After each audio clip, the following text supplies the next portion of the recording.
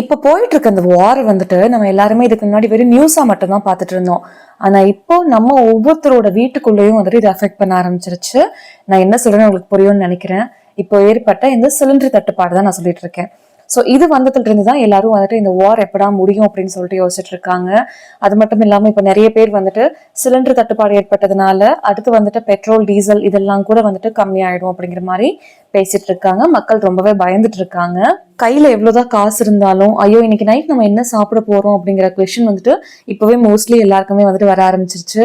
அது ஹோட்டல்லையா இருந்தாலும் சரி, நம்ம வீட்டு கிச்சன்லயா இருந்தாலும் சரி, சிலிண்டர் அடுப்புங்கிறது வந்துட்டு சமைக்கிறதுக்கு எவ்வளவு முக்கியம் அப்படின்னு நமக்கு நல்லாவே தெரியும். சில இடங்கள்ல வந்துட்டு விறகு அடுப்பை வச்சு சமாளிச்சுக்கலாம். ஸோ அந்த மாதிரி இருக்கவங்க வந்து தப்பிச்சிட்டாங்க.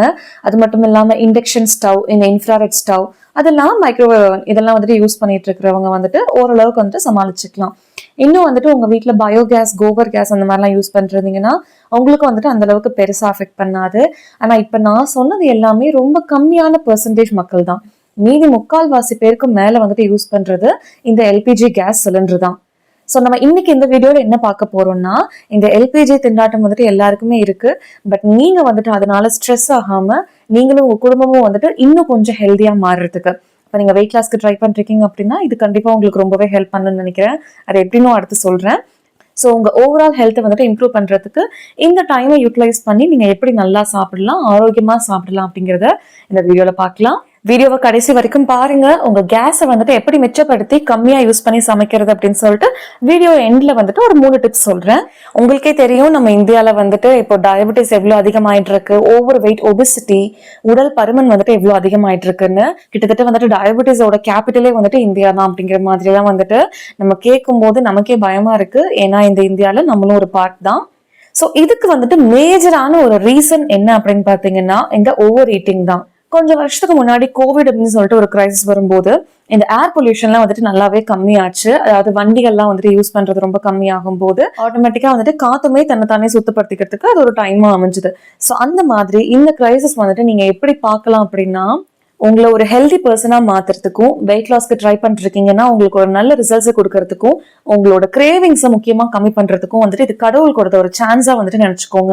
இன்னொரு முக்கியமான விஷயம் என்னன்னா, இந்த எல்பிஜி தட்டுப்பாடு வந்ததுனால நிறைய ரெஸ்டாரண்ட்ஸ், முக்கியமா இந்த ஃபாஸ்ட் ஃபுட் கடைகள்லாம் இருக்குல்ல, அது இந்த ரோட்டோர கடை, அதுக்கப்புறம் சின்ன சின்ன ரெஸ்டாரண்ட், இது எல்லாமே வந்துட்டு தற்காலிகமா வந்துட்டு மூடுறாங்க. ஸோ இப்ப டயட்ல இருக்கேன்னு சொல்றவங்க மோஸ்ட்லி சொல்ற கம்ப்ளைண்ட் என்ன, நான் ரோட்ல வந்துட்டு வண்டியில போகும்போது, நடந்து போகும்போது வந்துட்டு அந்த ஸ்மெல்லாம் எனக்கு ரொம்ப கிரேவிங் வருது, ஃபுட்டோட ஸ்மெல் வரும்போது நான் எப்படி அதை சாப்பிடாம இருக்கிறது அப்படிங்கிறது தான். ஸோ இப்போ வந்துட்டு உங்களுக்கு அந்த கிரேவிங் வரதுக்கு ரொம்பவே சான்சஸ் கம்மி. அது மட்டும் இல்லாம இப்போ உங்க வீட்லயே வந்துட்டு நீங்க டயட்ல இருக்கும்போது, இப்போ வெயிட் லாஸ்க்காக ட்ரை பண்ணிருக்கீங்க, இல்ல ஃபாஸ்டிங் இருக்கீங்க அப்படின்னா உங்க வீட்டுல வந்துட்டு விதவிதமா சமைச்சு சாப்பிடும் போது நீங்க மட்டும் எப்படி அதெல்லாம் சாப்பிடாம இருக்கிறது அப்படிங்கிறது ஒரு பெரிய மனக்குறையா இருந்திருக்கும் உங்களுக்கு. ஆனா இந்த டைம்ல அதுக்குமே வாய்ப்பு கிடையாது. சோ உங்களோட மீல்ஸ் வந்துட்டு நீங்க கரெக்டா பிளான் பண்ணி சாப்பிடுங்க. 3 வேளைக்கு சாப்பிடுறீங்கன்னா 3 வேளைக்கு மட்டும் சாப்பிடுங்க. இடையில போயிட்டு தேவையில்லாம அடுப்பெல்லாம் ஆன் பண்ணாதீங்க. உங்களுக்கு வந்துட்டு 16:8 இன்டர்மிட்டன்ட் ஃபாஸ்டிங் பத்தி நம்ம பேசியிருப்போம். சோ அதை வந்துட்டு ஃபாலோ பண்றதுக்கு இது ஒரு கரெக்டான டைமா இருக்கும். நீங்க வந்துட்டு இந்த 1 மீல் டே அந்த மாதிரி எல்லாம் எக்ஸ்ட்ரீமா போகணும் அப்படின்னு நான் சொல்லல. ஃபர்ஸ்ட் வந்துட்டு அட்லீஸ்ட் ஒரு 16 மணி நேரம் ஃபாஸ்டிங் ஆவது ட்ரை பண்ணுங்க. எப்படியும் சப்போஸ் வந்துட்டு இந்த பிரச்சனை எல்லாம் முடியறதுக்கு கொஞ்ச நாள் ஆனாலும் மினிமம் உங்களால ஒரு 2-3 வீக்ஸ் வந்துட்டு இந்த 16 மணி நேரம் ஃபாஸ்டிங்ல இருக்க முடிஞ்சாவே உங்க உடம்பு வந்துட்டு ஓரளவுக்கு சுகர் பர்னிங்ல இருந்து ஒரு ஃபேட் பர்னிங் மோடுக்கு போக ஆரம்பிச்சிடும். உங்க உடம்புல சேர்த்து வச்சிருக்கிற கொழுப்பெல்லாம் வந்துட்டு யூஸ் பண்ண ஆரம்பிச்சிடும். சோ இந்த டைம்ல அப்படி என்னதான் சாப்பிடலாம் கேஸ் சேவ் பண்ற மாதிரி அப்படின்னா, முன்னாடி நீங்க 3 வேளையும் எப்படி சாப்பிட்டுருப்பீங்க? காலையில இட்லி, தோசை, சாம்பார், சட்னி. மத்தியானத்துக்கு ரைஸ், சாம்பார், ரசம், பொரியல், அப்பளம் இந்த மாதிரி சாப்பிட்டுருப்பீங்க. அதே நைட்டுக்கு வந்துட்டு ஒரு சப்பாத்தியோ தோசையோ வந்துட்டு கூட ஒரு சாம்பாரோ ஏதோ ஒரு குழம்பு வச்சு சாப்பிட்டுருப்பீங்க. ஸோ இதை யோசிச்சு பார்த்தீங்கன்னா 3 வேளையுமே வந்துட்டு நீங்க வெறும் சாப்பாடு சாப்பாடு சாப்பாடு இது மட்டும் தான் சாப்பிட்டுட்டு இருந்திருப்பீங்க. ஸோ அதை தாண்டி நீங்க உணவுல சேர்த்துக்க வேண்டிய ஆனா சேர்த்துக்காத பொருள் நிறையவே இருக்கு. அதை வந்துட்டு இந்த டைம்ல நீங்களும் சாப்பிடலாம், உங்க வீட்டில் இருக்கிற குழந்தைங்களுக்கும் வந்துட்டு பழக்கப்படுத்தலாம். முக்கியமா நிறைய பேர் என்ன பண்றாங்கன்னா, தண்ணி தாகம் எடுத்தா கூட அது தாகத்துக்கும் பசிக்கும் வித்தியாசம் தெரியாம ஏதாவது எடுத்து சாப்பிட்டுறாங்க. ஸோ ஃபர்ஸ்ட் வந்துட்டு உங்களுக்கு லைட்டா ஏதாவது சாப்பிடணும்னு தோணுச்சுன்னா தண்ணி குடிங்க. ஃபர்ஸ்ட் ஹைட்ரேட் பண்ணிக்கோங்க பாடியை. அதுக்கப்புறமா சாப்பிடணும்னு தோணுச்சுன்னா பழங்கள் சாப்பிடுங்க. அதுலயே வந்துட்டு உங்களுக்கு தேவையான நீர்ச்சத்து இருக்கு, நார்ச்சத்து இருக்கு, சுகரும் இருக்கு, நல்ல மினரல்ஸ் அண்ட் விட்டமின்ஸும் வந்துட்டு இருக்கு. ஸோ இடையில வந்துட்டு கொஞ்சமாவது இந்த நட்ஸ், ட்ரை ஃப்ரூட்ஸ் எல்லாம் வந்துட்டு சாப்பிட ட்ரை பண்ணுங்க. நீங்க முக்கியமா வந்துட்டு உங்க வாழ்க்கையில சாப்பிட வேண்டாம் அப்படின்னு நினைக்கிற ஒரு விஷயம், அதாவது சாலட். பச்சை காய்கறிகளை வந்துட்டு கட் பண்ணி சாப்பிடுறது, அது வந்துட்டு டெய்லி கொஞ்சமாவது சாப்பிட்றதுக்கு ட்ரை பண்ணுங்க. இதுக்கு முன்னாடி நீங்க சுத்தமா சாப்பிடலனாலும் அட்லீஸ்ட் ஒரு நாளைக்கு 1 கேரட் 2 கேரட் அதுல இருந்தாவது ஸ்டார்ட் பண்ணுங்க. கேரட்டோ வெள்ளரிக்காவோ என்ன காய்கறியா இருந்தாலும் உங்களுக்கு பச்சையா சாப்பிட பிடிக்கும் அப்படின்னாலும் உங்களுக்கு வந்துட்டு அது ஓகே டைஜஸ்ட் ஆகுது அப்படிங்கிறப்போ கண்டிப்பா நீங்க அதை சாப்பிடலாம். எண்ணெயில வந்துட்டு டீப்பா ஃப்ரை பண்ண ஃபுட் ஐட்டம்ஸ் வந்துட்டு கொஞ்சம் அவாய்ட் பண்ணிட்டு முடிஞ்ச அளவுக்கு வந்துட்டு வேக வச்ச ஸ்டீம் பண்ண ஃபுட் அதிகமா எடுத்துக்கோங்க. மதியம் வந்துட்டு இப்ப வெயில் காலமும் ஜாஸ்தி ஆயிட்டே இருக்கு. ஸோ மதிய டைம்ல வந்துட்டு நீங்க இந்த கஞ்சி கூழ் அந்த மாதிரிலாம் குடிக்கலாம். கூட வந்துட்டு தயிர் மோர் இந்த மாதிரிலாம் ஆட் பண்ணிக்கலாம். ஸோ இது வந்துட்டு உங்களுக்கு ஹீட்டும் கம்மியாகும், உங்களுக்கு வந்துட்டு கேஸுமே வந்துட்டு கம்மியா தான் செலவாகும். இன்னொரு கேஸ் மிச்சம் பண்றதுக்கு ஒரு முக்கியமான ஐடியா என்ன தெரியுமா?